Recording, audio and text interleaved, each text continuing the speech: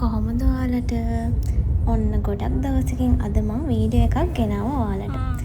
ඉතින් අද අපි පොඩි ගමනක් යනවා. මේක මගේ යසීගේ සෙකන්ඩ් ඉන්ටර්නැෂනල් ට්‍රිප් එක. ඉතින් අපි කොහෙද යන්නේ කියලා ඔයාලට ඉස්සරහට කියන්න. අපි දැන් මේ ඉන්නේ චංගි ඉන්ටර්නැෂනල් එයාපෝට් එකේ ටර්මිනල් 3 එකේ.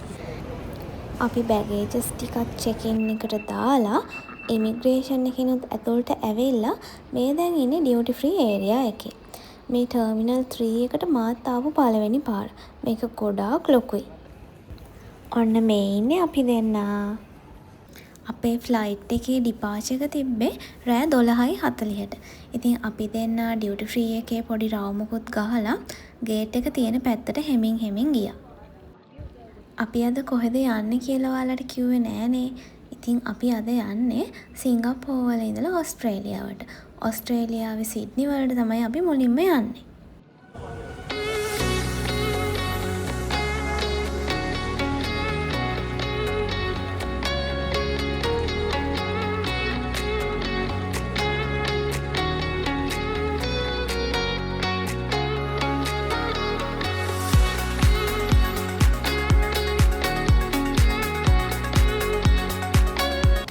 අපි ඔස්ට්‍රේලියාවල දවස් 12ක් ඉන්න තමයි ප්ලෑන් කරන් ඉන්නේ.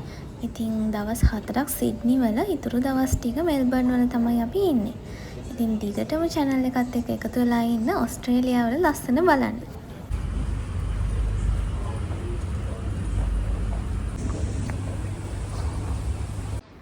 ඔන්න අපි දැන් ෆ්ලයිට් එකට බෝඩ් වෙනවා. අපි අද යන්නේ සිංගප්පූර් එයාර්ලයින් ෆ්ලයිට් එකක. ඉතින් මෙතන හෙඩ්ෆෝන්ස් තියලා තිබ්බ කැමති කෙනෙක්ට අවශ්‍ය නම් ගන්න. ඉතින් මට ඕනේ නැති හින්දා මම නම් ගත්තේ නෑ.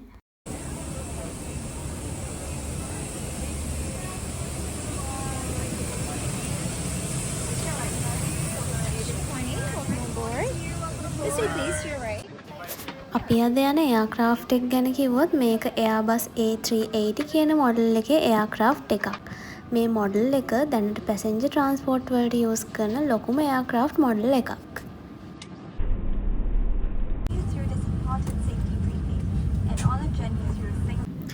ඔන්න අපේ ඕස්ට්‍රේලියා යන ගමන පටන් ගත්තා. ඉතින් මං හරි ආසාවෙන් මේ දවස් වෙනකන් ඇඟිලි ගැනගෙන හිටියේ. අපි සාමාන්‍යයෙන් මාසයක් විතර මේ ටුවර් එක එන්න ප්ලෑන් කරා. ඉතින් ගොඩාක් එක්සයිටඩ් මම අද.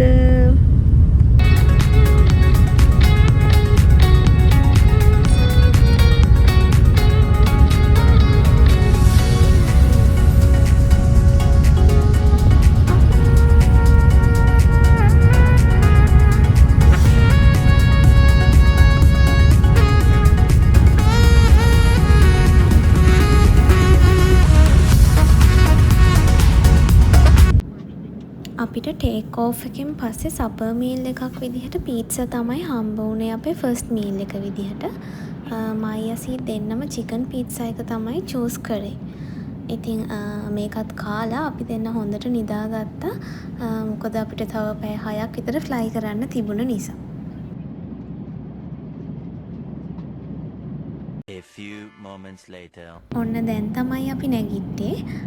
අපිට හොඳට නිින්ද ගියා ෆ්ලයිට් එකේ. ෆ්ලයිට් එක හරිම කම්ෆර්ටබල්. ෆ්ලයිට් ඇටෙන්ඩන්ට්ලා බ්‍රෙක්ෆාස්ට් දෙන්න ලයිට්ස් ඔන් කරපු නිසා තමයි අපි ඇහැරුනේ. මේ තමයි අපිට හම්බුන බ්‍රෙක්ෆාස්ට් එක ෆ්ලයිට් එකේදී. මම ගත්තේ ස්ක්‍රැම්බල්ඩ් එග් බ්‍රෙක්ෆාස්ට් එකක්. ඒකේ මෂ්රූම්ස් තිබුණා, පොටැටෝ වෙජස් තිබුණා. තව බන් එකකුයි යෝගට් එකයි ෆෘට්ස් හම්බ වුණා අපිට. මේ තියෙන යසී ගත්ත බ්‍රෙක්ෆාස්ට් එක ඒක නාසි ලෙමක් එකක්.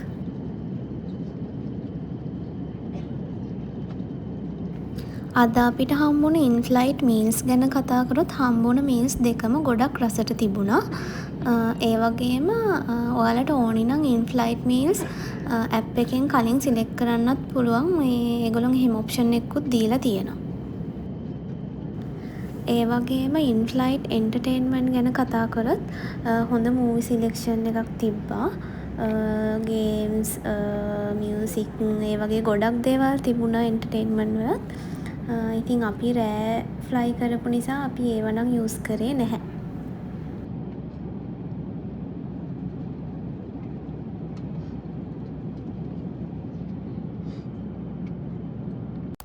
තව සිංගප්පූර් එයාර්ලයින් ෆ්ලයි කරන කෙනෙක්ට ලැබෙන ලොකුම බෙනිෆිට් එකක් තමයි කම්ප්ලිමෙන්ටරි වයිෆයි. ඒක ගැන වැඩි විස්තර මම ඩිස්ක්‍රිප්ෂන් එකේ ලින්ක් එකක් දාන්නම්. ඒකෙන් ඔයාලට වැඩිදුර විස්තර බලා ගන්න පුළුවන්.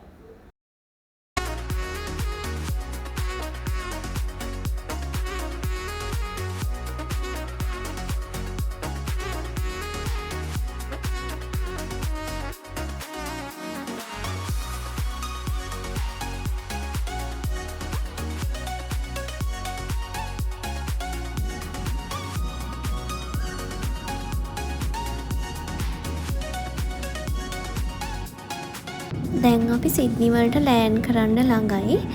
ඉතින් පොඩ්ඩ ගස්, ගෙවල්, පාරවල්, වාහන එහෙම වලාකුළු අතරින් පේන්න ගත්තා.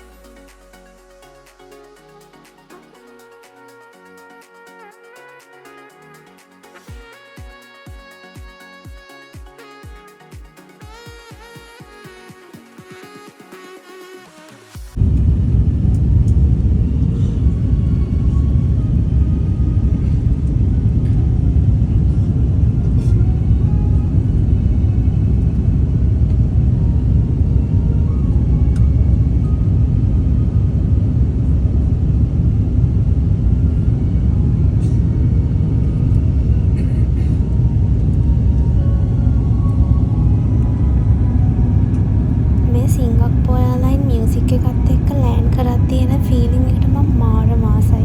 ඒකේ හරි අමුතුම වයිබ් එකක් තියෙනවා. ඔන්න අපි දැන් සිඩ්නි වලට ලෑන්ඩ් කරා.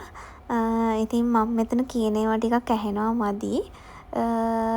ඊට පස්සේ අපි සිඩ්නි එයාපෝට් එකෙන් එළියට එන ගමන් තමයි මේ වීඩියෝස් ටික ගත්තේ.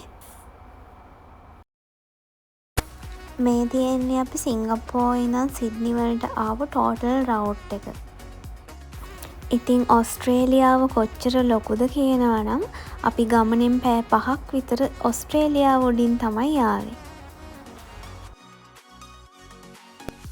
මේ තියෙන්නේ සිඩ්නි එයාපෝට් එකේ ඩියුටි ෆ්‍රී ඒරියා එක. ඉතින් අපි ගමන් මහන්සියක් තිබ්බ නිසා ඉක්මනටම එළියට ඇවිල්ලා අපි හොටෙල් එකට යන්න තමයි ප්ලෑන් කරන් හිටියේ. ඉතින් මේ විදිහට තමයි අපේ ඕස්ට්‍රේලියා ගමන පටන් ගත්තේ. ඉස්සරහටත් channel එකත් එක්ක එකතු වෙලා ඉන්න අපි ඕස්ට්‍රේලියාව වල මොනවද කරේ කියලා බලන්න. එහෙනම් ආයෙත් මේ වගේ වීඩියෝ එකකින් හම්බ වෙනකම් ගිහින් එන්නම්. බයි.